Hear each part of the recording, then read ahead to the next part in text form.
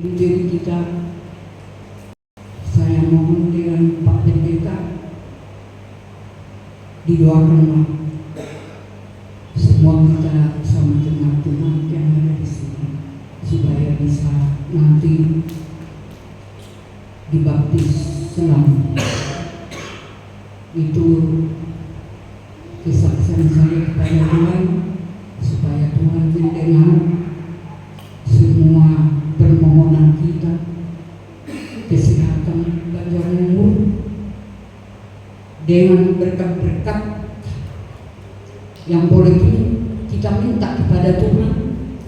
Dikasihlah berkatnya yang berlimpah-limpah kepada kita supaya kita bisa melakukan yang terbaik, lebih baik kepada Tuhan. Semuanya itu saya serahkan kepada Tuhan. Saya mohon ya Tuhan, terima kasih banyak atas kebaikan-Mu. Terima kasih. Amin.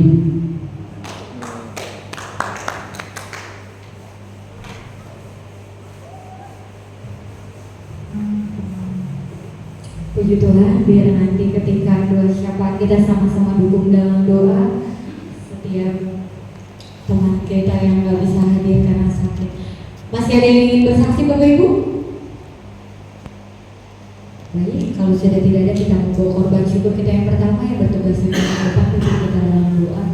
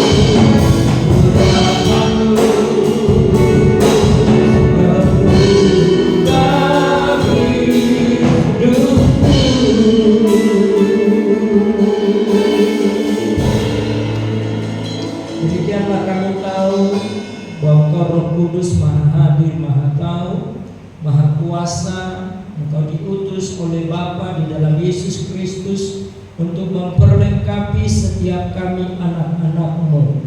Karena Engkau tahu kami terbatas, kami telah hilang kemuliaan. Namun pemberdayaan yang sempurna, kasih karunia-Mu dinyatakan ketika Roh Kudus turun. Dia akan mengubahkan kami, memperbaharui kami, memperlengkapi kami menjadi manusia yang tampil beda dari orang-orang yang tidak percaya, dari orang-orang yang tidak takut akan Tuhan.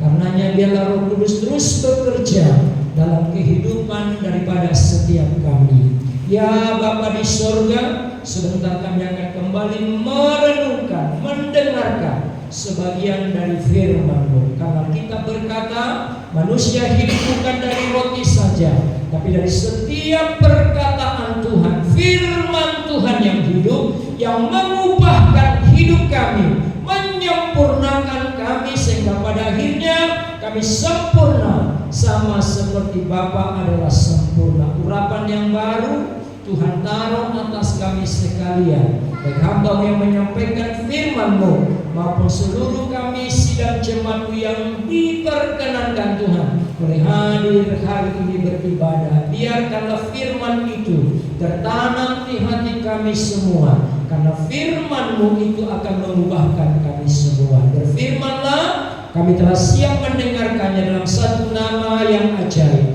nama di atas segala nama. Di dalam nama Tuhan Yesus Kristus kami mengucap syukur dan berdoa. Haleluya. Yang percaya kita katakan amin. Puji Tuhan. Silakan duduk Bapak Ibu kekasih di dalam Tuhan. Shalom. Baik, kita masih dalam topik pembicara tentang Roh Kudus. Kalau minggu lalu kita membahas bagaimana Roh Kudus menjadi pengganti daripada Yesus Kristus setelah Yesus terangkat ke sorga. Nah, kita melihat di sana bagaimana peranan Roh Kudus yang begitu luar biasa itu dia dikaruniakan Tuhan supaya setiap kita orang yang percaya menjadi manusia-manusia yang berkualitas, menjadi manusia-manusia yang tampil beda dari orang-orang yang tidak percaya kepada Tuhan. Karenanya hari ini kita akan belajar lagi 7 pekerjaan Roh Kudus dalam kehidupan orang percaya. Kita buka Galatia pasalnya yang kelima, ayatnya yang ke-16 sampai ayatnya yang ke-26. Galatia pasalnya yang kelima, ayatnya yang ke-16 sampai ayatnya yang ke-26. Kita akan baca bersama-sama firman Tuhan pada siang hari ini.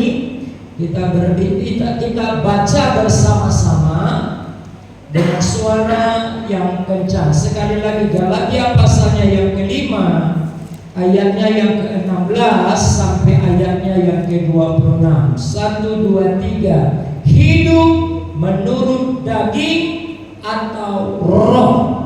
Maksudku ialah, sudah ketemu belum? Halo? Galatia pasalnya yang kelima, ayatnya yang atau ditampilkan saja di depan. Saudara lihat di sana, kita baca di depan saja. Saya rindu kita semua baca dengan suara yang kencang supaya firman Tuhan hari ini memberkati kita semua. Amin. Baik, kita baca bersama 1, 2, 3. Maksudku ialah, hiduplah oleh roh, maka kamu tidak akan menuruti keinginan daging. Sebab keinginan daging berlawanan dengan keinginan roh, dan keinginan roh berlawanan dengan keinginan daging. Karena keduanya bertentangan, sehingga kamu setiap kali tidak melakukan apa yang kamu kehendaki. Akan tetapi jikalau kamu memberi dirimu dipimpin roh, maka kamu tidak hidup di bawah hukum Taurat. Perbuatan daging telah nyata, yaitu percabulan, kecemaran, hawa nafsu, penyembah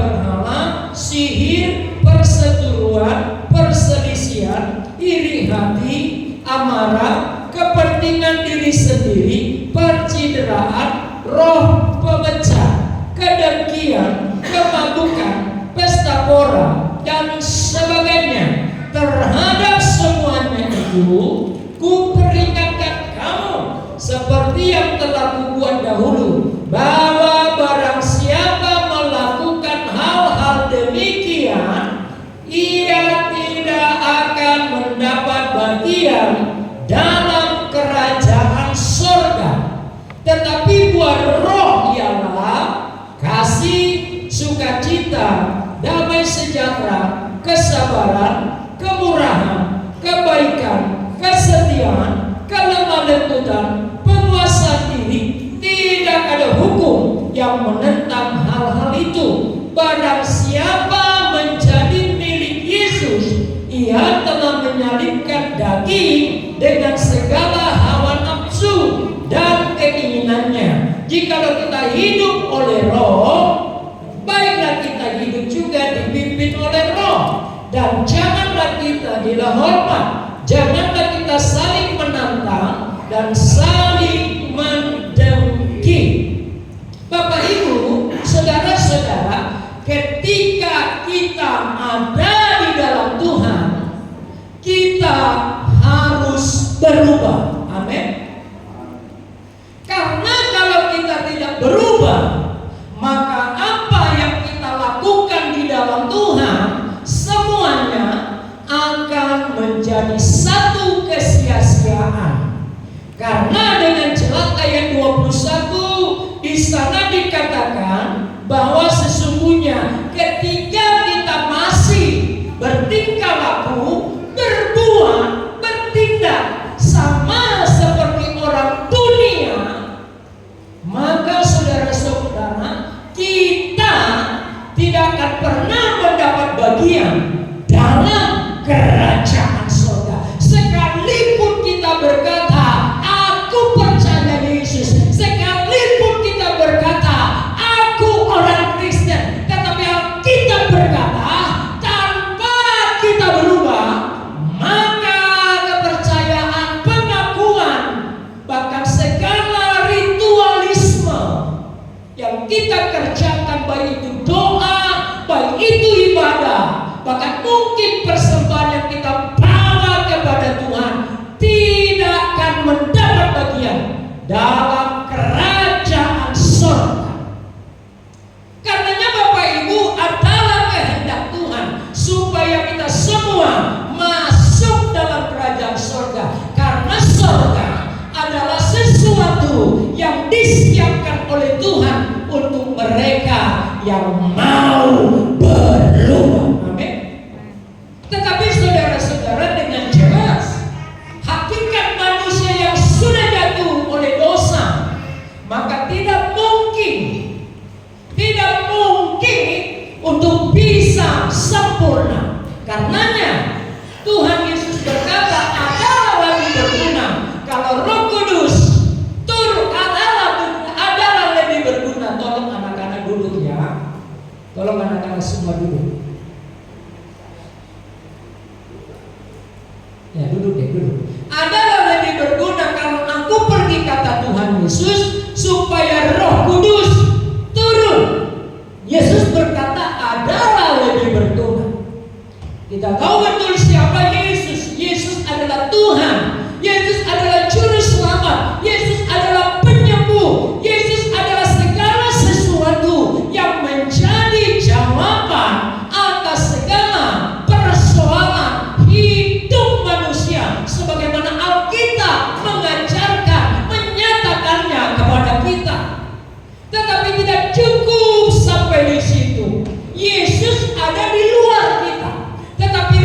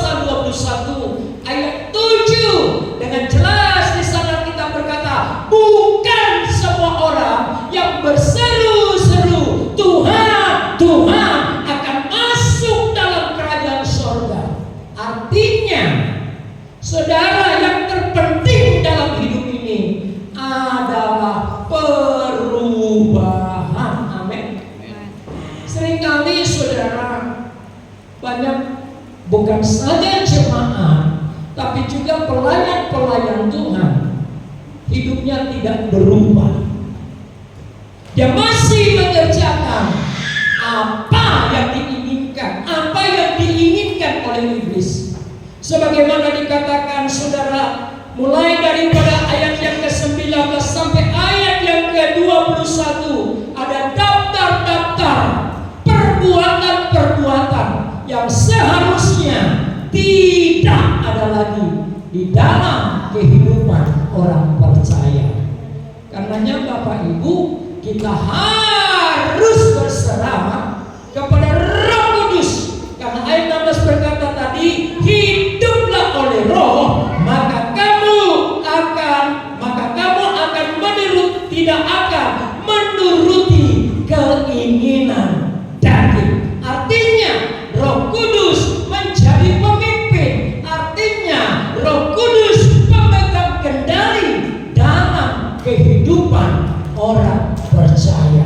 Karenanya saudara, kita akan melihat ada 7 pekerjaan Roh Kudus di dalam kehidupan orang percaya. Yang pertama saudara, Roh Kudus melahirkan baru anak-anak Allah. Kata lahir baru berarti menjadi ciptaan baru. Lahir baru berarti hidup seperti yang Tuhan mau. Ketika kita lahir di dunia, kita lahir dalam kondisi sebagai orang berdosa, mewarisi dosa, hidup di dalam dosa. Tetapi melalui pertolongan Roh Kudus, kita dilahirkan kembali menjadi manusia yang berbeda. Karenanya Roh Kudus memiliki peranan penting dalam kehidupan kita. Dari kematian rohani menjadi hidup baru di dalam Kristus. Dari kematian rohani hidup baru di dalam Kristus. Artinya kematian rohani adalah hidup yang tidak punya pengharapan, tetapi kehidupan di dalam Kristus, hidup di dalam pengharapan. Nah saudara, ini bedanya. Orang yang hidup dalam daging, di dalam dirinya tidak ada pengharapan. Pokoknya bagi dia hidup itu hanya sekali. Tidak ada penghakiman nanti. Kenapa?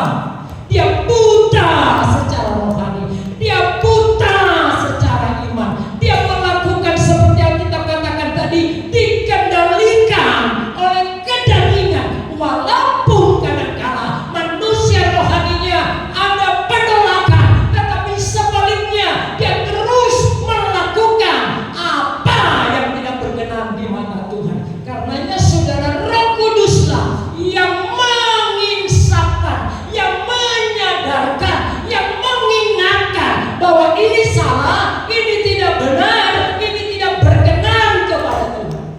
Itulah pekerjaan Roh Kudus. Ketika kita dengar-dengaran, ketika kita mau dipimpin, dengan sendirinya hidup kita menjadi berubah. Itu pekerjaan Roh Kudus. Karenanya saudara, dengan usaha, dengan tindakan, dengan kemauan, cenderung kita tidak bisa berubah. Karena itu tabiat, karakter susah diubah. Tetapi melalui proses kelahiran baru yang dikerjakan oleh Roh Kudus, saya percaya ketika kita punya pengharapan di dalam Tuhan, maka setiap hari keinginan-keinginan daging di dalam diri kita akan dikikis secara perlahan-perlahan. Sehingga kita menjadi ciptaan yang baru.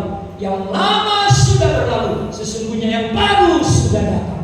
Karenanya saudara, Roh Kuduslah yang melahirkan kita menjadi anak-anak Allah, bukan lagi anak dunia.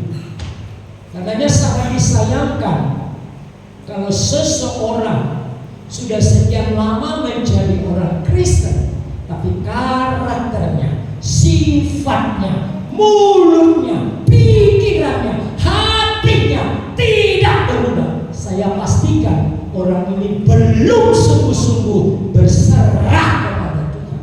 Karena kita diubahkan oleh Roh Kudus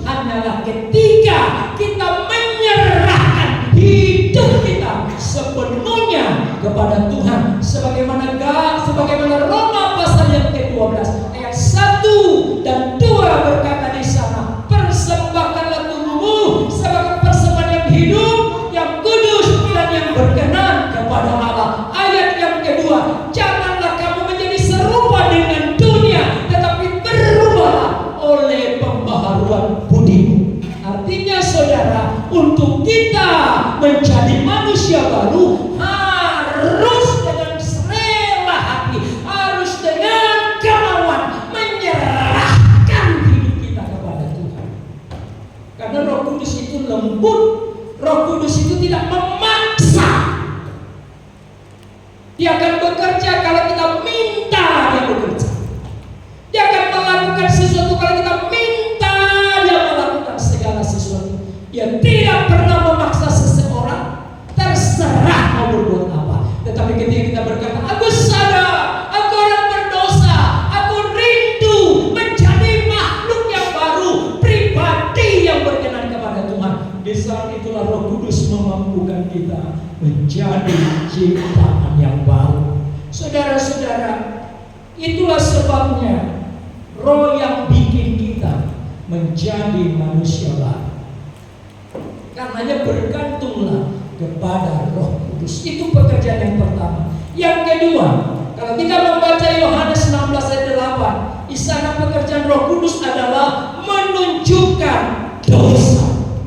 Roh Kudus menegur, menyadarkan kita menyadarkan kita kalau kita salah. Ini kepekaan rohani. Ini kepekaan rohani. Seringkali 24 jam yang Tuhan berikan kepada kita, saya mau katakan, adakah kita perjalanannya tidak berbuat dosa? Tetapi lihat, kalau Roh Kudus tinggal di dalam kita, sensitif rohani kita menjadi kuat, detektor rohani kita menjadi nyata. Seringkali saudara, kepekaan rohani kita akan menjadi kuat kalau kita dipimpin oleh Roh Kudus. Karenanya setiap kita datang kepada Tuhan, Roh Kudus akan mengingatkan, hari ini engkau telah berbuat dosa ini, berbuat dosa itu. Karenanya saudara, seringkali kita berdoa, ya Tuhan ampuni dosa kami. Saya mau katakan kepada kita, dosa itu banyak beda satu dengan yang lain. Ada dosa karena mencuri, ada dosa karena melihat, ada dosa karena mendengar, ada dosa karena perkataan. Seringkali kita berkata, ampuni dosa kami. Tuhan bertanya, dosa yang mana? Nah saudara, disinilah peranan Roh Kudus menjadi penting. Ketika kita berdoa, ketika kita menghampiri Tuhan, Tuhan akan berbicara dalam hati kita. Hari ini engkau banyak berdusta. Hari ini engkau berbohong kepada sesamamu. Hari ini engkau marah-marah dan tidak bisa mengendalikan diri. Hari ini hatimu penuh dengan kepahitan dan kebencian. Maka dengan sendirinya kita mengakui, ya Tuhan, hari ini aku tidak bisa mengendalikan emosi. Saudara, kita akan menjadi selalu berkenan di hadapan Tuhan. Kenapa? Karena dosa itu menjadi penghalang berkat Tuhan turun atas kehidupan kita. Dosa itu, sekalipun kita berdoa sungguh-sungguh, menangis di hadapan Tuhan, tapi tanpa pemberesan, saudara dengar, Tuhan tidak dengar doa kita. Kenapa? Ada dosa yang melintas. Karenanya kita bersyukur ada Roh Kudus yang mengingatkan kita. Hari ini, dari pagi sampai sore, bahkan mungkin sampai malam, itu adalah kesempatan di mana iblis menggoda hidup kita untuk melakukan sesuatu pemberontakan, perlawanan, menentang kehendak Allah. Kita bersyukur Roh Kudus akan berbisik, anakku, hari ini kau telah melakukan kesalahan. Itulah sebabnya kita penting dipimpin oleh Roh Allah. Ini yang kedua. Yang ketiga, saudara-saudara, kalau kita membaca kitab Yohanes 14 ayat 16, di sana dikatakan Roh Kudus menolong dan menghibur kita. Maka dia disebut penolong, kasih kekuatan pas kita lemah, ketika kita susah atau ketika kita takut. Siapa di dalam dunia ini hidup kita senantiasa stabil? Saya mau katakan, tidak ada hidup kita ini stabil. Kadang kita di atas, kadang kita di bawah, kadang kita naik, kadang kita turun, kadang kita nangis, kadang kita tertawa,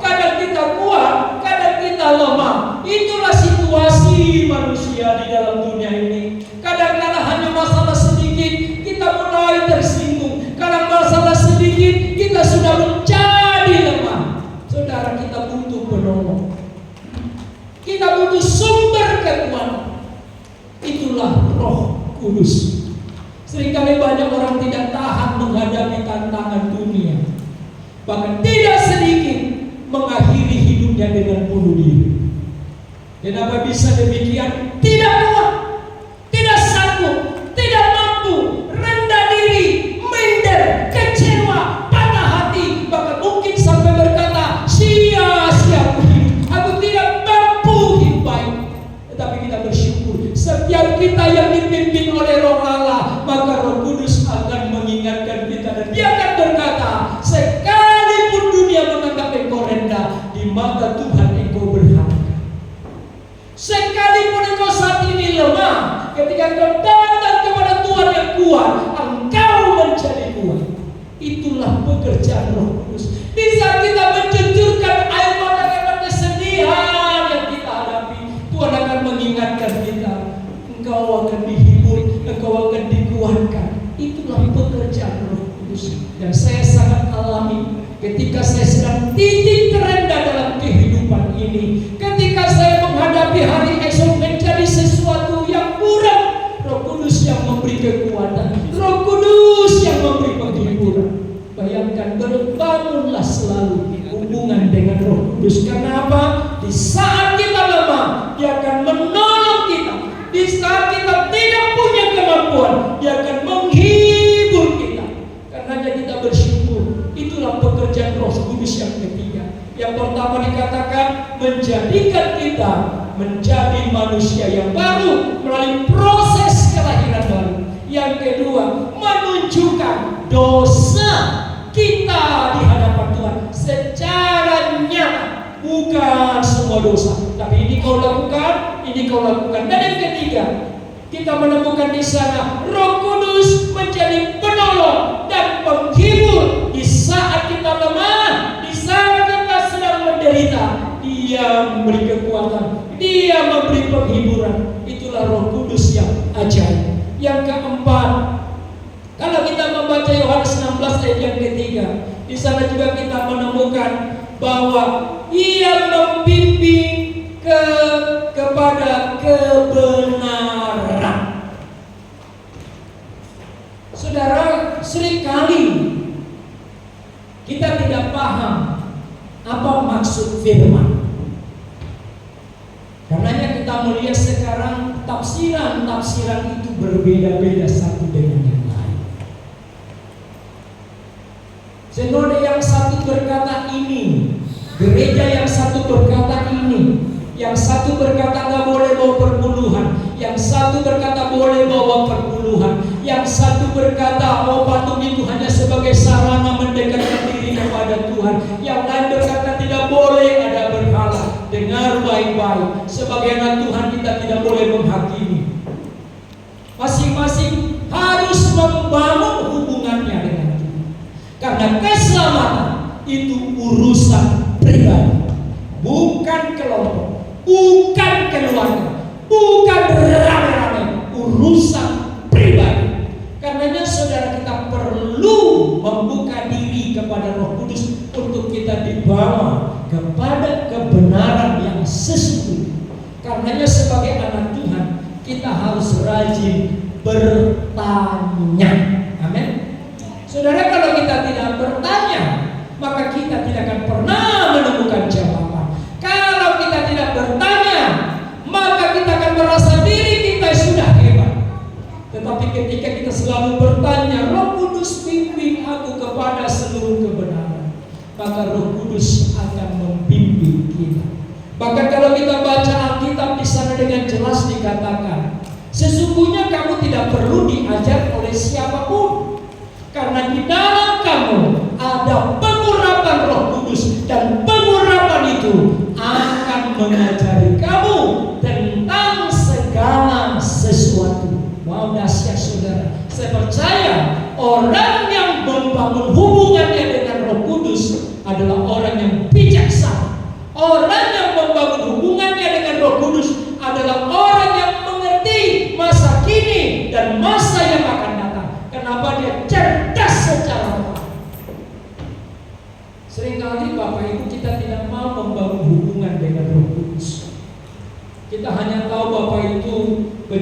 langit dan bumi. Padahal Alkitab menyatakan kepada kita sekalipun tidak tertulis bahwa kita percaya ada Allah Bapa, ada Allah, ada Allah Roh Kudus. Itulah kebenaran. Masing-masing yang menyatakan diri. Saudara, tidak bisa kita mengkonsep itu. Allah Bapa, Allah Anak, Allah Roh Kudus adalah pernyataan Tuhan kepada kita makhluk yang terbatas, kepada kita makhluk yang tidak punya pengetahuan yang luas ini. Dia menyatakan dirinya kepada kita, dan kita hanya bisa percaya. Hanya bisa percaya, karena tidak mungkin kita bisa membuat Tuhan, mengkonsep Tuhan dan konsep pikiran kita yang terbatas. Semakin kita bertanya banyak, semakin kita ingin mengetahui Tuhan, maka semakin Dia menyatakan dirinya lebih dan lebih dan lebih. Itulah sebabnya kita berkata, yang ku kehendaki adalah mengenal Tuhan Yesus, kuasa kebangkitannya, persekutuan dalam penderitaannya, supaya menjadi serupa dalam kematiannya. Bahkan doa Paulus juga berkata, karuniakan aku roh hikmat dan pengertian, supaya aku dapat mengenal betapa tinggi, betapa luas, betapa lebar, betapa dalamnya kasih Tuhan. Jadi saudara, orang yang dipimpin oleh Roh Kudus adalah orang yang mengerti kebenaran. Dan kebenaran akan disingkapkan kepada semua orang yang mau mencari kebenaran.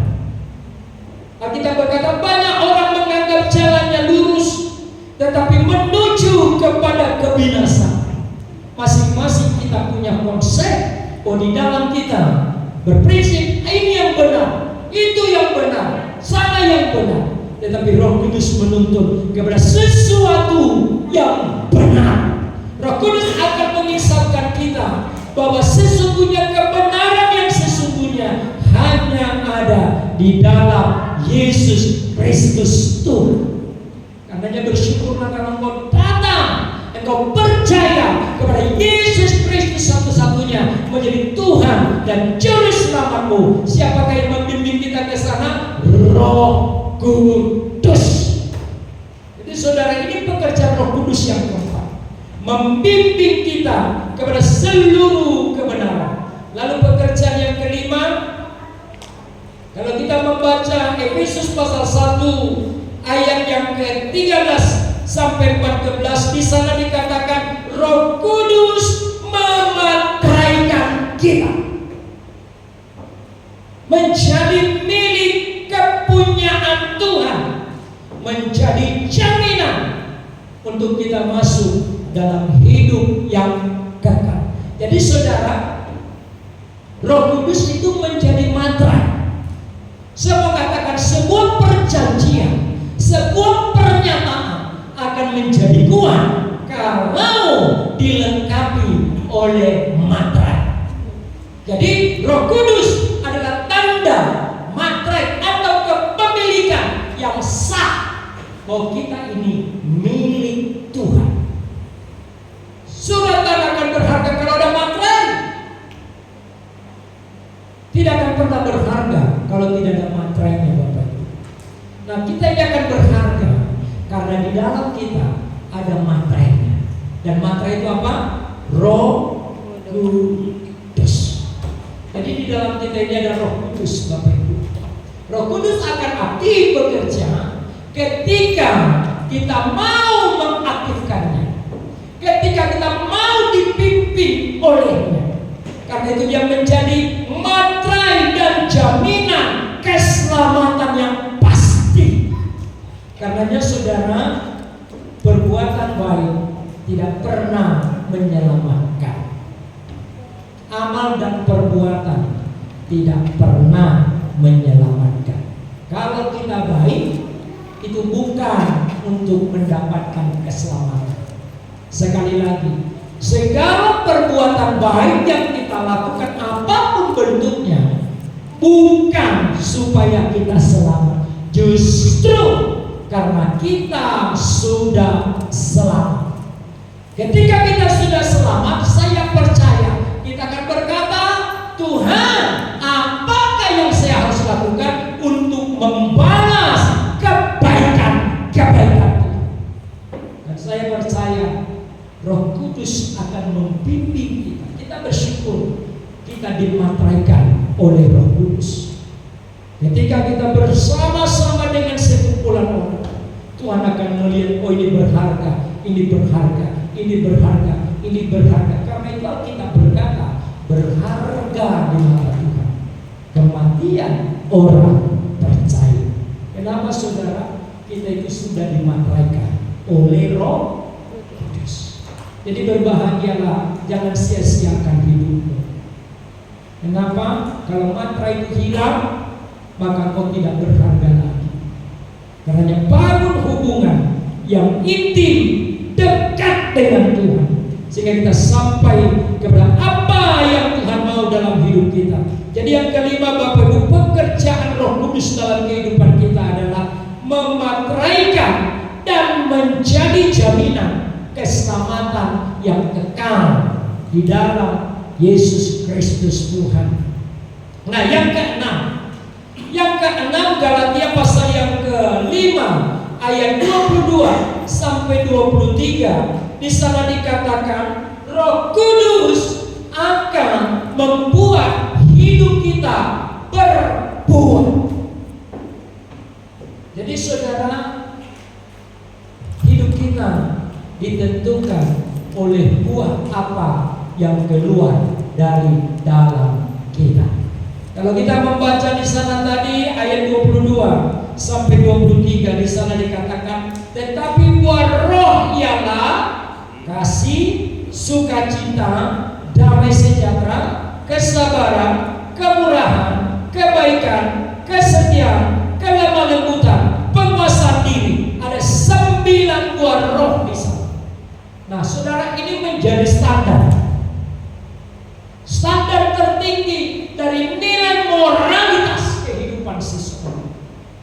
Saya mau tanya, mari kita belajar apakah buah-buah ini sudah ada dalam diri kita, atau sebaliknya kita masih berbuat seperti yang dikatakan oleh ayat 19 sampai 21, masih ada tak di sana?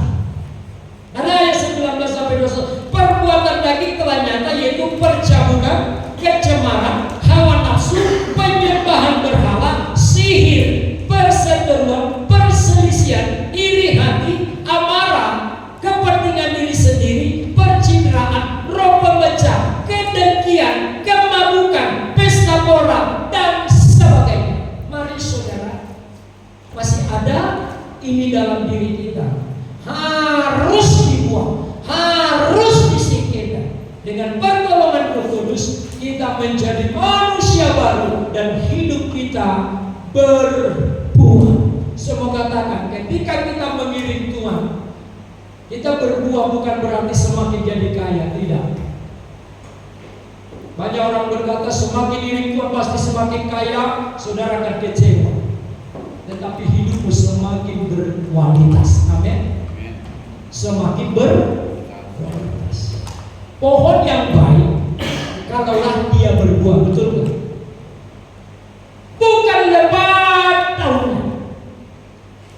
Ibarat kata orang yang melayani itu hebat, tetapi itulah hanya sebatas daun. Tetapi ketika sesuatu yang keluar dari dalam dia dan itu bisa dinikmati oleh semua orang, itulah buah. Karena buah, sekali lagi pernah saya katakan, tidak bisa dinikmati oleh dirinya sendiri. Pohon mangga tidak pernah makan mangga, tidak pernah, Bapak Ibu. Buah itu hanya dinikmati oleh yang lain daripada dirinya sendiri.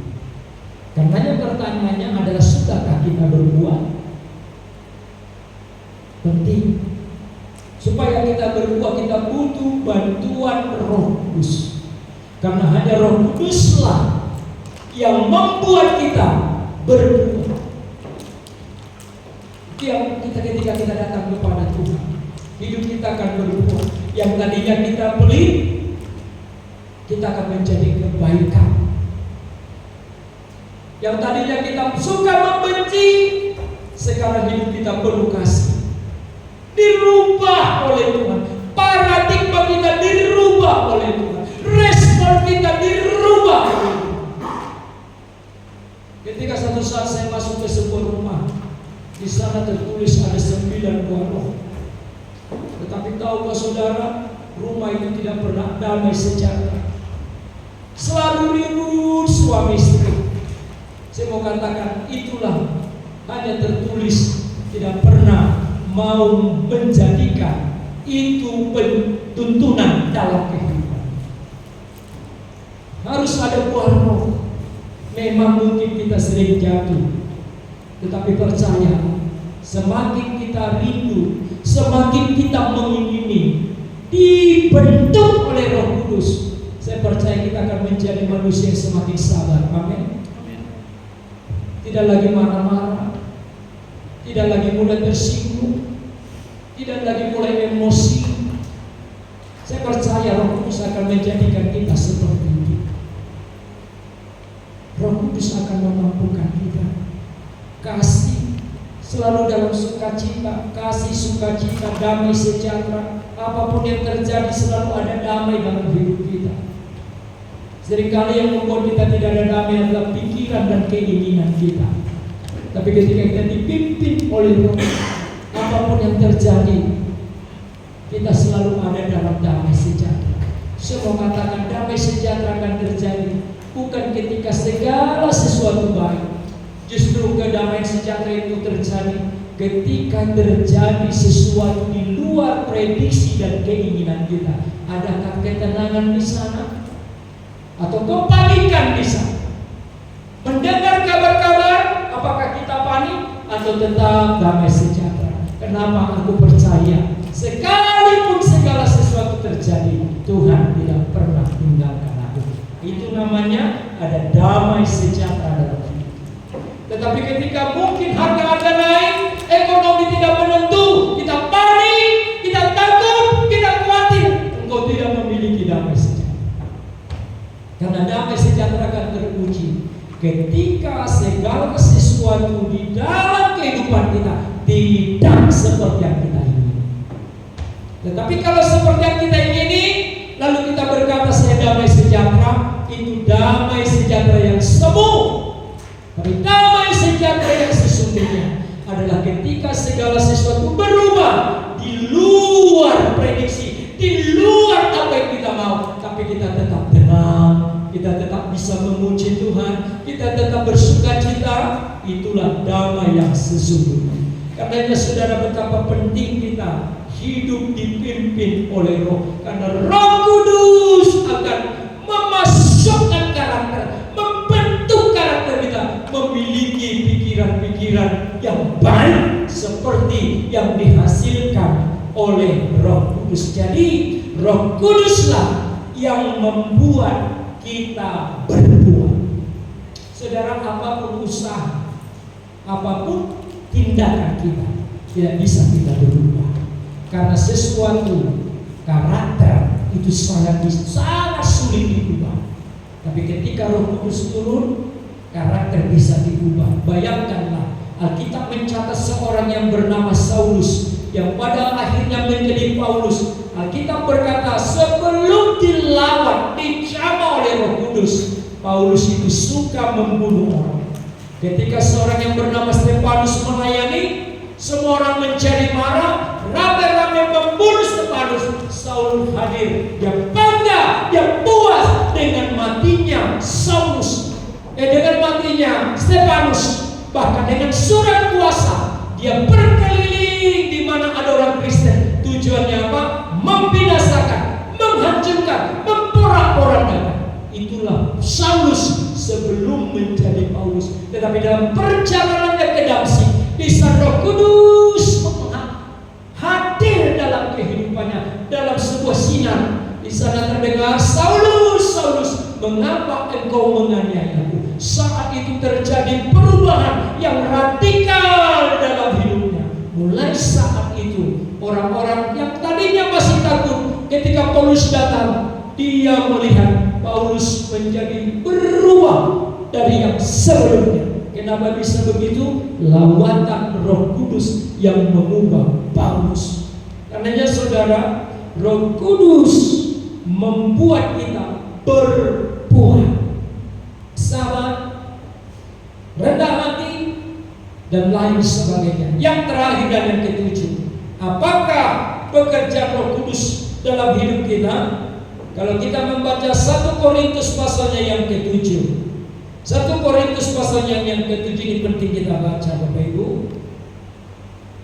1 Korintus pasal 12 ayat yang ketujuh, di sana dikatakan, tetapi kepada tiap-tiap orang dikaruniakan pernyataan Roh untuk kepentingan bersama. Sebab kepada yang seorang Roh memberikan karunia untuk berkata-kata dengan hikmat, dan kepada yang lain Roh yang sama memberi karunia berkata-kata dengan pengetahuan. Ayat 8, ayat 9, kepada yang seorang Roh yang sama memberikan iman, dan kepada yang lainnya memberikan karunia untuk menyembuhkan. Yang 10, kepada yang seorang Roh memberikan kuasa untuk mengadakan mujizat, dan kepada yang lain yang memberikan karunia untuk bernubuat, dan kepada yang lain lagi ia memberikan karunia untuk membedakan bermacam-macam roh. Kepada seorang yang memberikan karunia untuk berkata-kata dengan bahasa roh, dan kepada yang lain yang memberikan karunia untuk menafsirkan bahasa roh itu. Yang ketujuh saudara, Roh Kudus memberi karunia rohani supaya kita bisa maksimal melayani Tuhan. Jadi saudara, setiap kita perlu diperlengkapi dengan karunia. Amin. Tidak cukup hanya berbuah, kita butuh karunia. Kita butuh minta di waktu itu. Kenapa saudara? Karunia itu penting. Yang pertama, untuk membangun rohani kita. Karunia membangun rohani kita itu namanya berbahasa roh, karunia hikmat, karunia bernubuat. Ada 9 karunia. Seringkali kita menjadi orang Kristen yang miskin. Kita cukup datang ke gereja, tetapi kita tidak mau mengambil bagian dalam pelayanan. Kalau saudara tahu, kita dipanggil oleh Tuhan untuk dimuridkan, dan setelah kita menjadi murid, artinya kita mendapat bagian untuk melayani Tuhan. Dan pelayanan kita akan menjadi maksimal adalah ketika kita ada karunia Roh Kudus. Coba kalau setiap kita dipunya karunia, dahsyat sekali Bapak Ibu. Ketika saudara berdoa orang sakit sembuh, ketika saudara bisa mengadakan mujizat, wow. Ini bukan hanya gembala yang mendapatkan, bukan hanya pendeta. Semua jemaat punya kesempatan yang sama untuk dipakai oleh Tuhan. Bertanyanya, saudara mau gak dipakai oleh Tuhan? Coba saudara baca kitab itu. Sedikit-sedikit kalau saudara punya masalah ingin didoakan oleh orang lain, kalau saya mau katakan, di dalammu ada kuasa. Amin. Jangan bergantung kepada orang lain. Apa bedamu? Apa bedaku dengan Bapak Ibu? Nggak ada. Nggak ada. Kalau saya berkhotbah, itu karunia yang dari Tuhan. Nah, saudara juga bisa menjadi pengkhotbah kalau saudara dikaruniakan oleh Tuhan hikmat. Saudara bisa berdoa kepada orang sakit, engkau pergi ke rumah sakit, orang sakit itu menjadi sembuh. Itu karunia. Semua kita punya kesempatan yang sama. Di sana ada 9 karunia.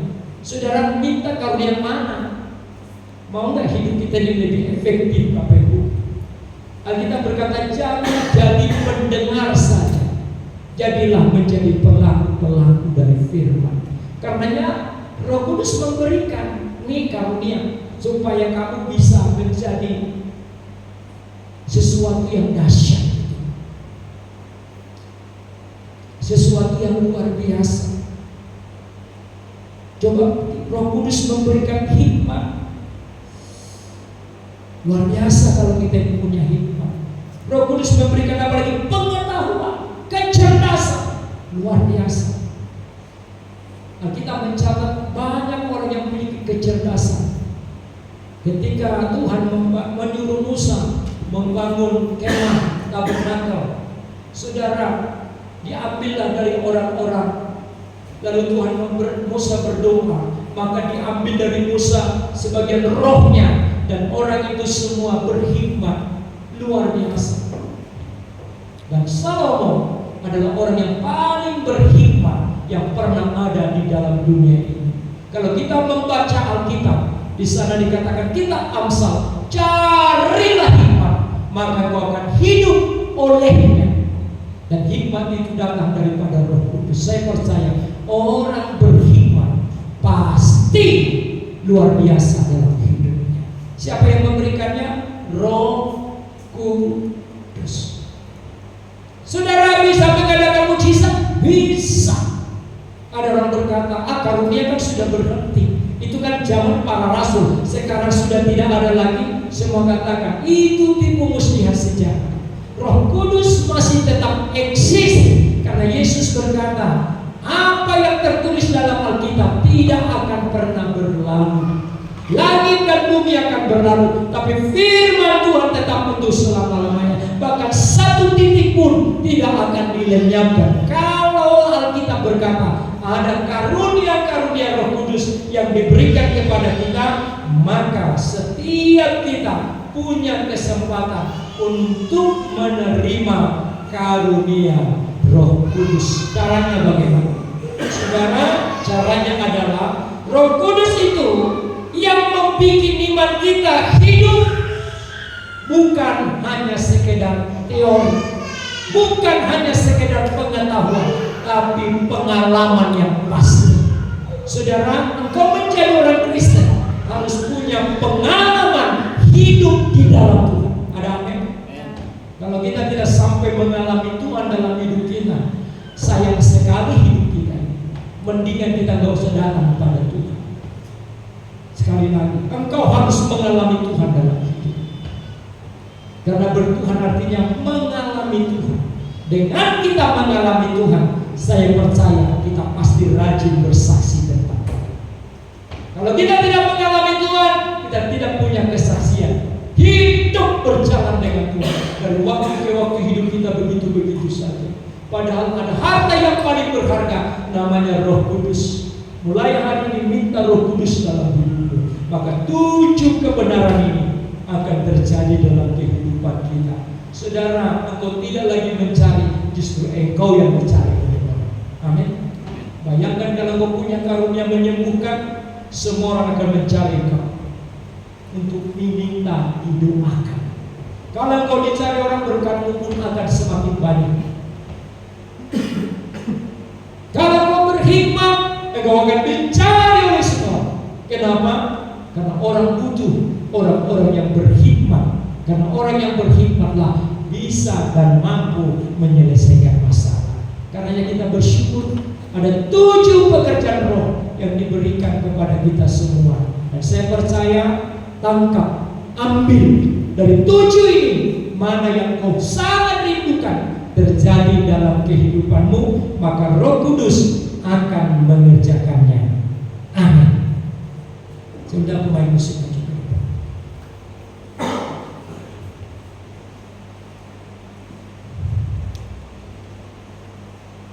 Mari kita bangkit, kita akan berdoa. Oh, haleluya. Haleluya. Setiap kita datang kepada Tuhan, kami menyembah, kami memuji.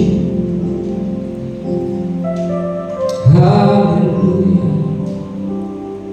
Ku buka hati untuk Roh-Mu Tuhan. Ku buka hati menyembah-Mu Yesus.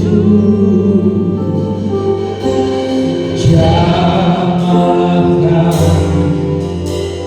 penuhi kami dengan kuasa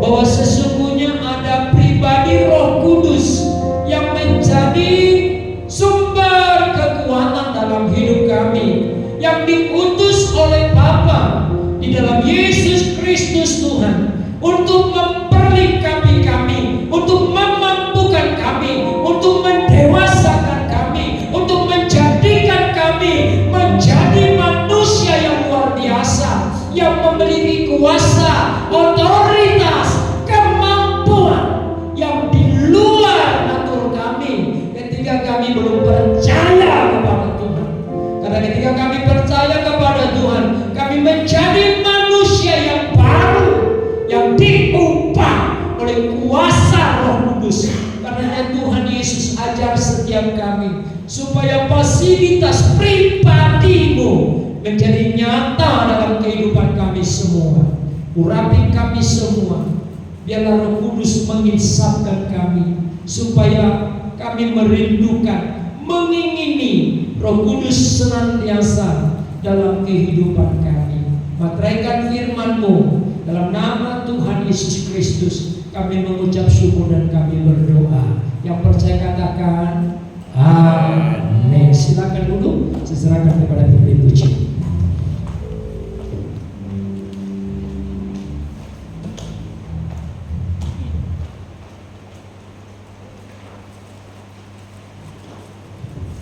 Puji Tuhan. Diberkati firman Tuhan Bapak Ibu. Kita mau bawa korban syukur kita yang kedua, nanti ditaruh di depan. Kita mau tetap angkat pujian takkan pernah ku bawa.